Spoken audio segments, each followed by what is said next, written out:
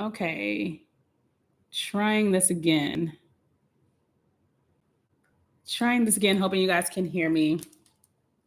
Where we left off, we were talking about whether you should give up on looking for a remote job and getting a regular job. And I was saying that um, personally, I would not go back into anybody's office. But I made a decision a long time ago after being laid off for the third time that I would no longer tie my sole income source to a job.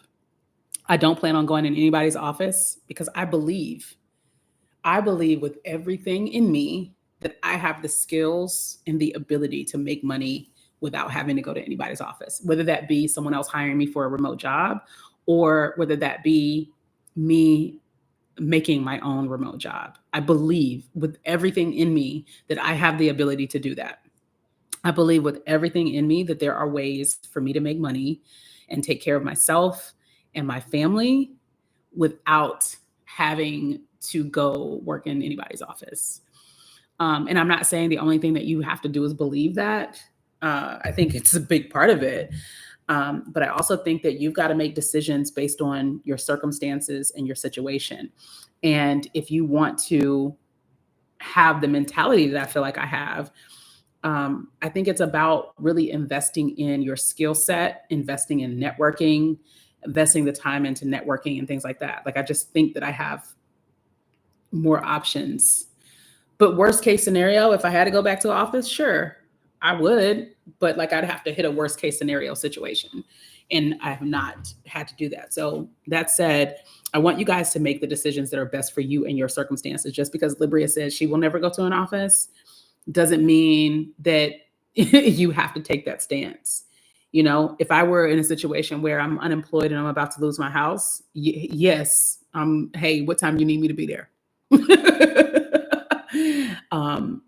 If my daughter was still a small child and I had to feed her, yes, what time? Where's the office? What time I need to be there? What's the bus route? Like, let me put it into Google so I can make sure I leave my house on time. You know what I'm saying? So you've got to make the best decision for you. But if you're asking Libria, if you're asking me if I would give up on looking for a remote job, the only way I would give up on looking for a remote job is like I would freelance remotely. But again, I've invested a lot of time in learning and honing skills that I have that I know I can get. Like, I know I can get paid to do a lot of things from the comfort of my home, because I've spent a lot of time learning things to do that. Even just running this business, right? Even just running Quick Commuting, I've had to, because I have not been able to afford a team. So like, when it comes to doing the digital marketing, I've had to do that, teach myself how to do that. When it comes to updating my website, I've had to teach myself how to do that. When it comes to building graphics for social media or even doing social media management, I've had to teach myself how to do that. Building automation so that like when somebody buys something, I make sure they get an email or I make sure they get tagged a certain way. Like, I've had to teach myself how to do those things, and people get paid to do that stuff. And I'm gonna tell you something, y'all. I'm not that special. I'm really not. Like, all the stuff that I have taught myself how to do, you can learn how to do. Like, I am not that special. We're all special because our mama said so. But like, all this is stuff that you can learn how to do. Like, I literally be on YouTube or Google and stuff. When I run into a problem, if I can't figure it out, Google. I keep saying I'm gonna do some of these, like some like work with me sessions where like I'm trying to set something up or figure something out or fix something. And like, I should just like come on YouTube live so y'all can see how I figure this stuff out. Cause I get the feeling that a lot of the stuff that you see the people that you admire doing, I think you think it's more complicated than it is. And so I'd love to invite you guys into the process of figuring things out, um, and learning how to do some of this stuff because it's not as bad as you think it is. It really isn't. I'm not, I promise you. I do believe I'm a smart person, but I believe most of us are. I believe most of us are smart and we can all figure things out. But that was a good question. I feel like a lot of the focus today has been, a lot of the focus of the questions today have been like, people feeling weighed down and bogged down and beat down by the process, which is understandable. Like, we're coming on the end of the year. You've probably been working on this for months, and we're coming up on a part of the year where people really want to be able to relax, right? You want the rest of this year to be whatever it's going to be. If I'm going to get a new job, I want to have it so that I can focus on, the holidays, and I can focus on, coasting and relaxing throughout the rest of the year versus still having to hustle. So it's totally understandable that these are the questions that you're asking, especially given what time of year it is. And you're not wrong, right? It can be very discouraging and demoralizing. Hopefully you guys are part of the Quit Commuting Academy so that you at least aren't doing this in isolation, and you have other people that you can lean on for encouragement and support and pep talks and stuff like that. I have time for, well, I'm actually over time, but I was a little bit late. So I have time for like 1 or 2 more questions if you guys have them.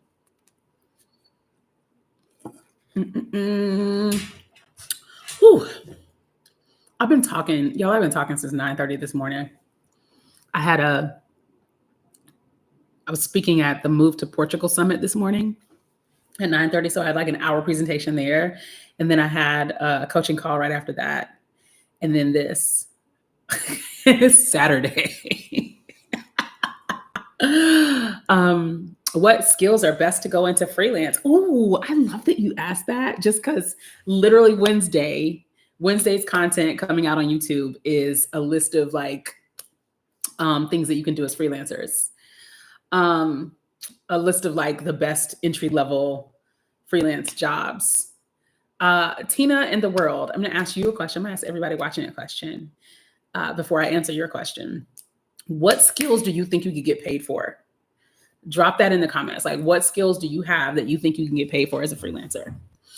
All of the content in the Quit Commuting Academy this month is focused on freelancing. And so all my YouTube content this month has been freelancing as well. Like last week, it was the benefits and challenges of freelancing, I think. I think that's what it was. And then, yeah. And then this week, it will be the skills. No, I think I posted that already. Let me see. Did I post this already? What are the best freelancing gigs? Let me check, because I actually might have posted this already. I am so sad that we lost sound on this last one. That was wild. That was crazy. Somebody said, I'm waiting for you guys to tell me what skills you have that you could get paid for. What do you think you could get paid to do? Typing, data entry, email management, appointments. Yep. So that's like administrative assistant work, data entry. Yep. My daughter has been paid to do data entry before. All the skills. Project management templates. Ooh, that's a good one. That is a good one. I'm sorry, I'm just checking my content. Oh no, okay, I haven't done it yet. So it's coming out Wednesday.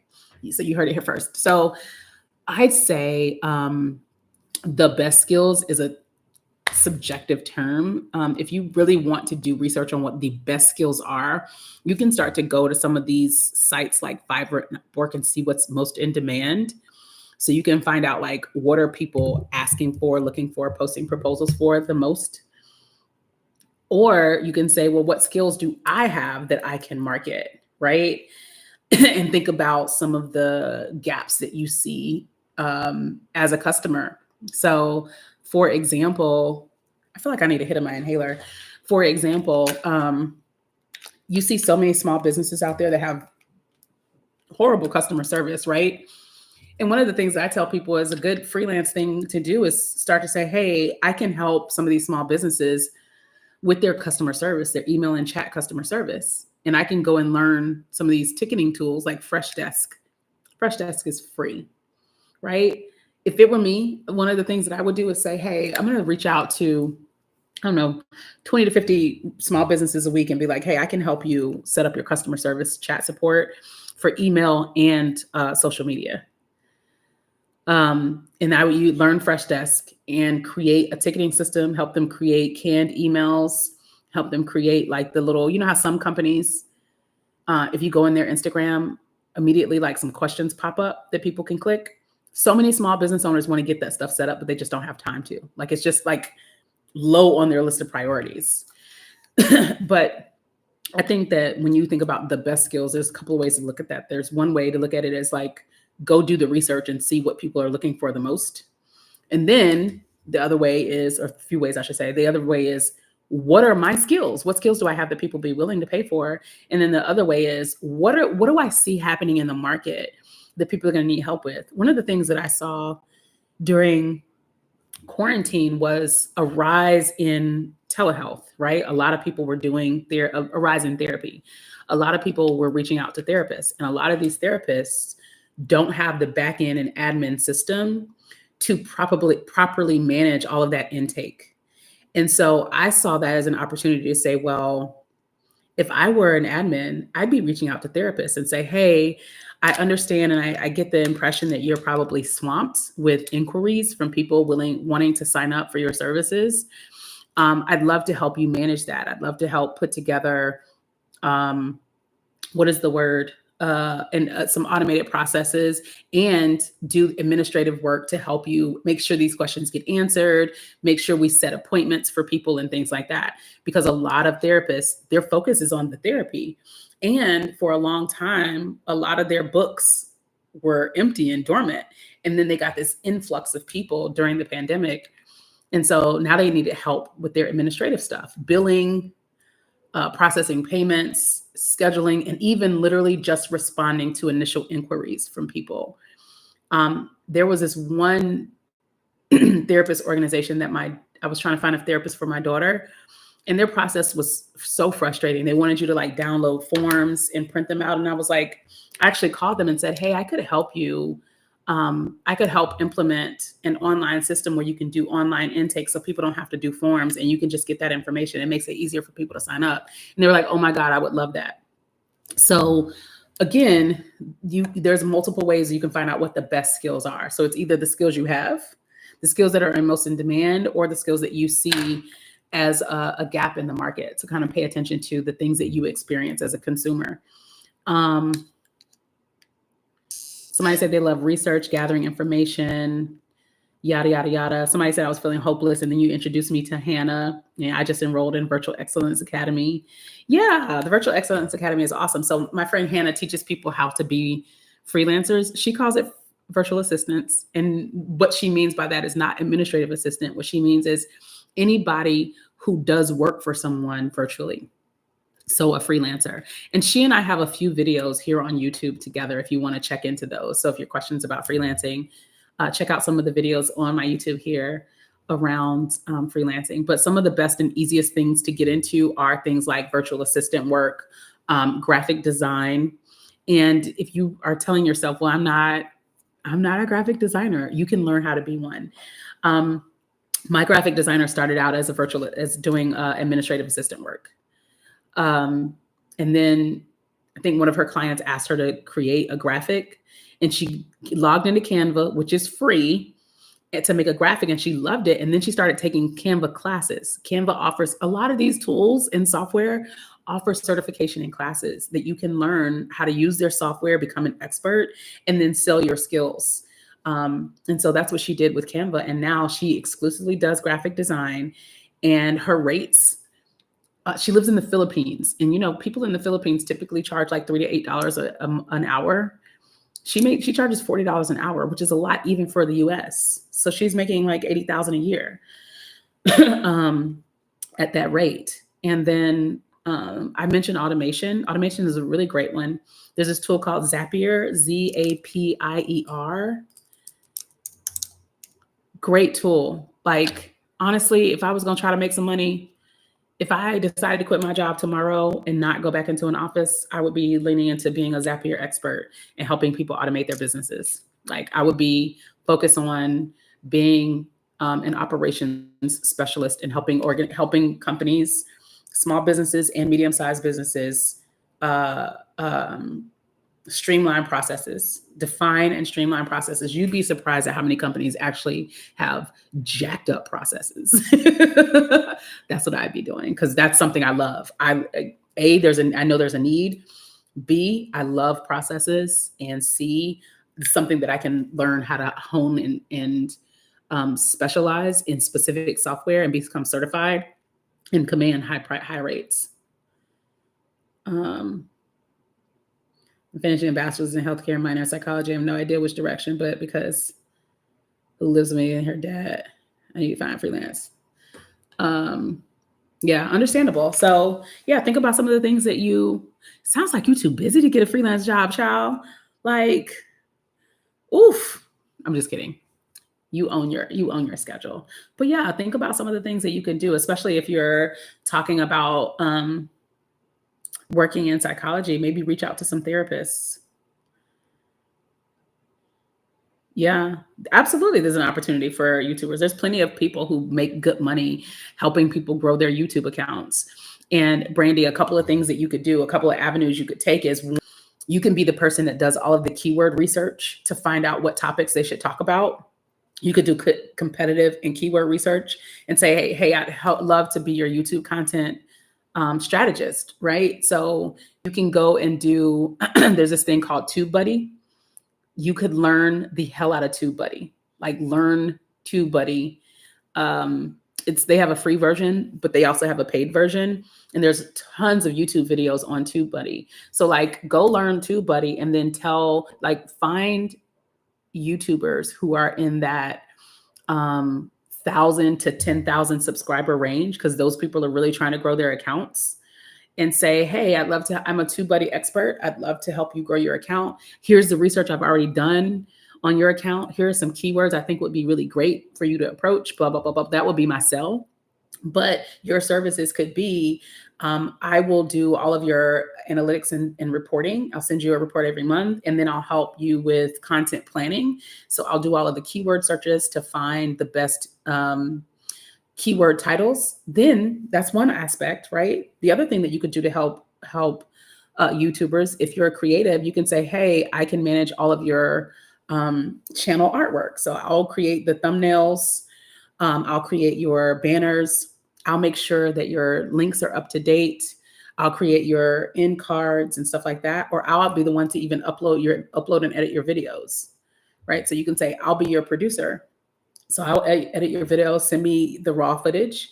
I'll update your videos. I'll edit your videos and upload them too. So there's a number of things that you can do as a YouTuber. If someone has a YouTube podcast, you can say, well, I'll be the person that helps manage your podcast. I'll go and find guests to be on your show, right? So I'll help with programming from a standpoint of like, I know we're going to talk about this topic next month. Let me go find experts in this topic to bring onto the show. So many things that you could do. Yeah, I love process improvement too, Alicia. I used to really want to be a process improvement specialist. But yeah, so many ways to make money out there. So many ways to make money out there. It's really just about you accepting that you have the skills or you can get the skills to do it, and then be leaning into it. I personally think everybody should have at least 2 streams of income. We can't just be relying on jobs. Again, as somebody who's been laid off 3 times, like I made a decision that third time, I made the decision that I will never completely rely on any company for my income. Like I got to have multiple streams of income. I've got to have other ways to make money.